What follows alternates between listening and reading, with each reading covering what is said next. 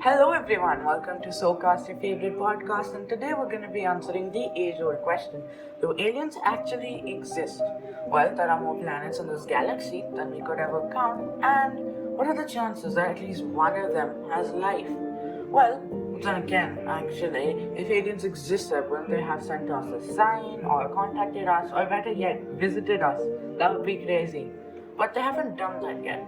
What if they're still in their primitive stage or in their caveman like stage?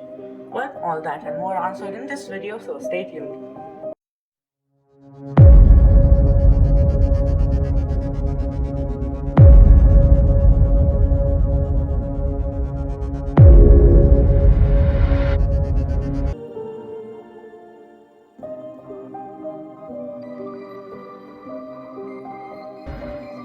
In 2020, that godforsaken year, not too long ago actually, an Earth like planet was found.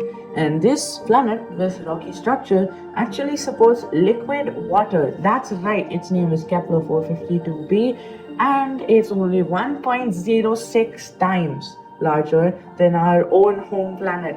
Yeah. And what if there's life on it? You may be wondering.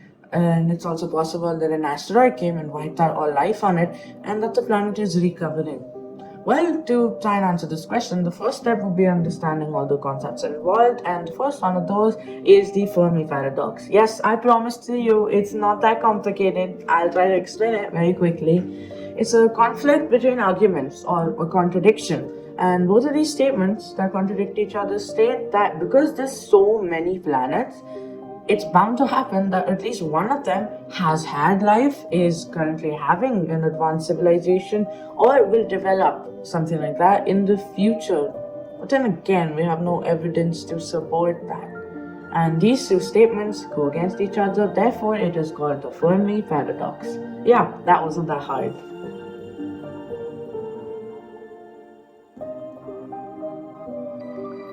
Ancient aliens say something about the idea, often presented in a pseudoscientific way, that mark the power of thought that beings not from Earth visited Earth and made touching points with humans in the prehistoric times.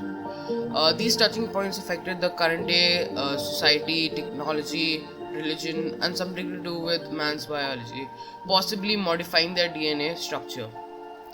Various new religion movements believe in ancient and present day contact with extraterrestrials. Many of these connections can be seen in ancient manuscripts too.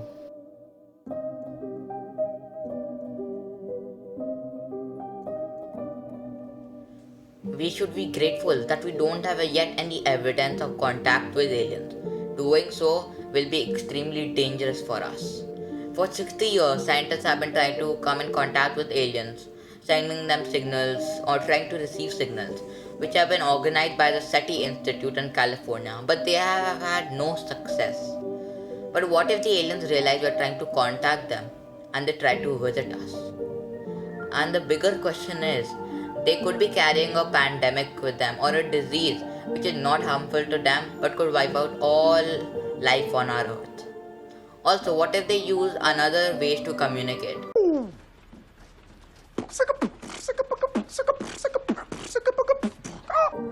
That could be extremely dangerous for us because their language and our language may be very different.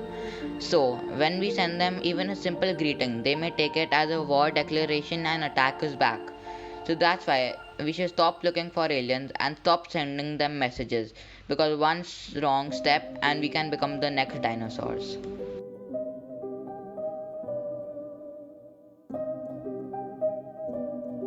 We have never observed an extraterrestrial living thing or even an extinct one.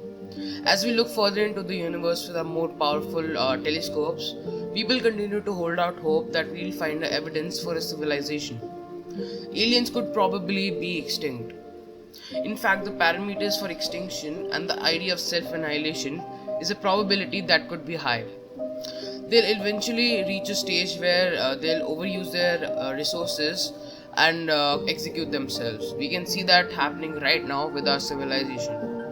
My theory is that most of the potential complex lives within the galaxy may still be very young or in their microorganism stage. About 4 billion years ago, Venus and Mars have been habitable. However, a billion years after the formation, Venus turned into a hothouse and Mars froze into an icebox. There are many planets like Venus and Mars that could have sustained life. Due to these factors, my theory is that aliens might be extinct, or they are in their primitive stage, and humans cannot detect them yet. So, what's the conclusion? Well, there's so many factors that point to the fact that aliens do exist, whether it's in the past, in this point of time, or maybe in the future. Just because we haven't discovered them doesn't mean that they don't exist, just like the millions and millions of jellyfish species that we haven't discovered yet. Just because we haven't found them, again, doesn't mean that they don't exist. Because there's so many planets in our galaxy, and even if just a minuscule percentage of them are fit for life, that's still hundreds of thousands of planets. And just in case if you're wondering, there are billions and billions of planets, like hundreds of billions.